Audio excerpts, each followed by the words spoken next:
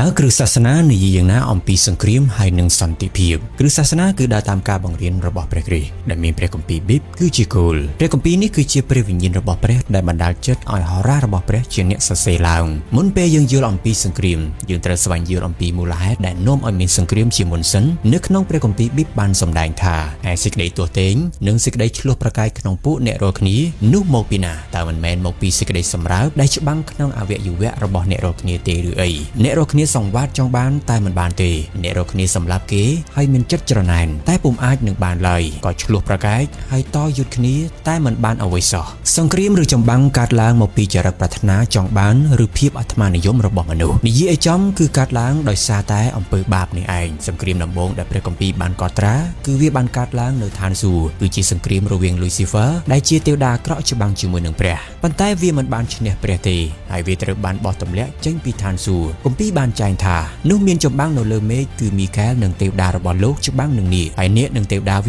ាក៏ច្បាំងនឹងលោកដែរតែមិនបានឈ្នះទេក៏មិនឃើញមានកន្លែងណាឲ្យវានៅលើមេឃទៀតផងលោកនាគធំត្រូវបោះទម្លាក់ទៅគឺជាពស់ពីបុរាណដែលឈ្មោះហៅថាអារក្សហើយសាតាំងផងដែលបាននាំលោកីទាំងមូលឲ្យវង្វេងចេញវាត្រូវបានបោះទម្លាក់ទៅផែនដីវិញព្រមទាំងពួកទេវតារបស់វាផងក្រោយមកវាក៏បានលបួងមនុស្សហើយមនុស្សបានធ្លាក់ទៅក្នុងកណ្ដាប់ដៃរបស់វាដូច្នេះសិទ្ធិអំណាចនៃការគ្រប់គ្រងផែនដីនេះគឺត្រូវបានធ្លាក់ទៅលើវាដោយផ្ទាល់ដូច្នេះសង្គ្រាមគឺកើតឡើងដំបូងនៅឋានសួគ៌គឺដោយសារតែការចង់បានរបស់អារក្សចង់ក្លាយទៅជាព្រះដែលវាជារឿងដែលមិនអាចទៅរួចឡើយពេលវាចង់បានអំណាចគ្រប់គ្រងលើផែនដីនេះចិត្តរបស់វាពោពេញទៅដោយសេចក្តីអំនួតហើយភាពច្របូកច្របល់គោលដៅរបស់វាគឺលបួងមនុស្សទាំងអស់ដើម្បីប្រឆាំងជាមួយនឹងព្រះពីព្រោះគោលដៅរបស់វាគឺវាចង់ក្លាយទៅជាព្រះតើប្រឆាំងជាមួយនឹងព្រះដោយរបៀបណានៅពេលដែលមនុស្សមានចិត្តអំនួតកាប់សម្លាប់លួចប្លន់សាហាវខូខើទាំងអស់នេះគឺសុទ្ធតែប្រឆាំងជាមួយនឹងក្រឹតវិន័យរបស់ព្រះនៅពេលដែលមនុស្សប្រឆាំងជាមួយក្រឹតវិន័យរបស់ព្រះនោះពួកគេក៏ប្រឆាំងជាមួយនឹងព្រះដែរពីព្រោះក្រឹតវិន័យរបស់ព្រះគឺជាអត្តចរិតរបស់ព្រះនោះឯងព្រះគម្ពីរបានចែងថា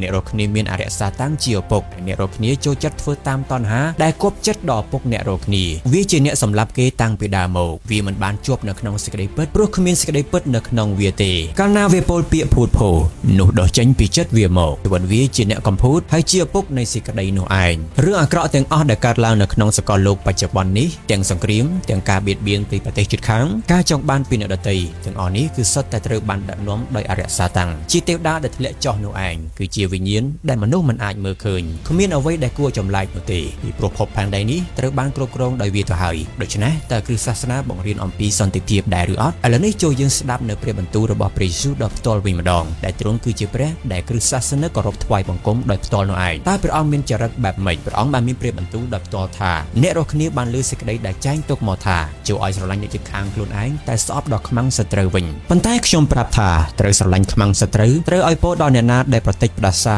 ត្រូវប្រព្រឹត្តល្អនឹងអ្នកណាដែលស្អប់អ្នករាល់គ្នាហើយត្រូវអធិដ្ឋានឲ្យអ្នកណាដែលធ្វើទុកបៀតបៀនដល់អ្នករាល់គ្នាវិញមានពោលហើយអស់អ្នកដែលផ្សះផ្សាគេត្បិតអ្នកទាំងអស់នោះនឹងបានហៅថាជាកូនរបស់ព្រះដូច្នេះគ្រឹះសាសនាមិនគាំទ្រឲ្យមានសង្គ្រាមទេក្រឹតវិន័យមួយនៅក្នុងក្រឹតវិន័យ10ប្រការបានចែងថាកុំឲ្យសម្លាប់មនុស្សឲ្យសោះខ្ញុំដឹងថានៅក្នុងបរិបទយើងបច្ចុប្បន្ននេះប្រកាសណាស់មានគ្រឹះសាសនាជាច្រើនមិនយល់ស្របឡើយពីព្រោះតែប្រទេសរបស់យើងកំពុងតែត្រូវបានបៀតបៀនដោយប្រទេសជិតខាងប៉ុន្តែក្នុងវីដេអូនេះខ្ញុំគ្រាន់តែចង់ប្រាប់បងប្អូនទាំងអស់គ្នាអំពីដើមចំនៃសង្គ្រាមតើគ្រឹះសាសនានិយាយយ៉ាងណាអំពីសង្គ្រាមនិងសន្តិភាពតែប៉ុណ្ណោះការយល់ស្របឬមិនយល់ស្របគឺស្ថិតនៅលើបងប្អូនម្នាក់ៗនោះទេបេសកកម្មរបស់ព្រះយេស៊ូវពេលដែលព្រះអង្គចាប់កំណើតជាសាច់ឈាមជាមនុស្សកាលពីជាង 2000 ឆ្នាំមុនគឺមានបេសកកម្មតែមួយគត់គឺនាំមនុស្សត្រឡប់ទៅផ្ទះវិញគឺជាឋានសួគ៌ដែលគ្មានអំពើបាបនោះឯងដើម្បីឲ្យមនុស្សអាចត្រឡប់ទៅឯព្រះបានពួកគេត្រូវធ្វើការផ្លាស់ប្ដូរចិត្តរបស់ពួកគេដែលហៅថាការលន់តួអំពើបាបនោះឯងហើយឈប់ប្រព្រឹត្តអំពើបាបនោះតទៅទៀតបងប្អូនទាំងអស់គ្នាភពផែនដីនេះមិនមែនជាកន្លែងដែលយើងអាចរស់នៅបានជារៀងរហូតនោះទេ